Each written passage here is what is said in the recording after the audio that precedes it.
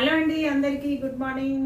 అయితే VRK diet చేసే వాళ్ళకి మంచి బుల్లెట్ కాఫీ అండి. ఈ బుల్లెట్ కాఫీలో కోకోనట్ ఆయిల్తో అయినా చేయొచ్చు, గీతో అయినా చేయొచ్చు. అయితే గీ అయితే ఒక 10-15 గ్రామ్స్ అయితే బాగుంటుంది. కోకోనట్ ఆయిల్ అయితే 20 గ్రామ్స్ అయితే బెటర్ అండి. చాలా బాగుంటుంది, చాలా టేస్టీగా ఉంటుంది. డైట్ చేసే వాళ్ళకి మంచి యూజ్ వస్తుంది.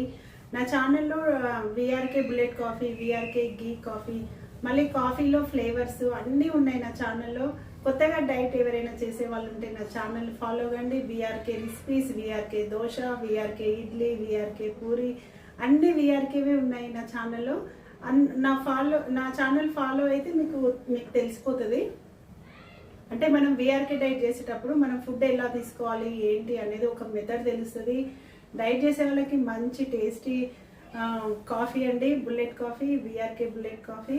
అయితే పోస్ట్ డైట్లో కూడా మనం వీఆర్కే బుల్లెట్ కాఫీ తాగాలి. మనం పోస్ట్ డైట్లో కూడా తాగాలి, ఖచ్చితంగా ఫ్యాట్ తీసుకోవాలి. ఓకేనా అండి, నేనైతే బుల్లెట్ కాఫీ తాగుతున్నాను. ఈ బుల్లెట్ కాఫీలో కూడా ఫ్లేవర్స్ ఉంటాయి. మనం ఇలాచీ వేసుకోవచ్చు, లవంగాలు, మిరియాలు, అల్లము, చెక్క, వీటి ఫ్లేవర్తో మనం మంచి కాఫీ ఎంజాయ్ చేయొచ్చు. వీఆర్కే బుల్లెట్ కాఫీ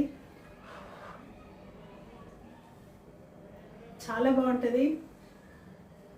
నా ఛానల్లో ఇంకా టోటల్గా అన్ని వీఆర్కే రెసిపీస్ ఉన్నాయి. అందరు ఫాలో అవ్వండి. నా ఛానల్ ఫస్ట్ టైం చూసే వాళ్ళు లైక్ చేయండి, సబ్స్క్రైబ్ చేయండి. ఓకేనా అండి, థ్యాంక్ యూ.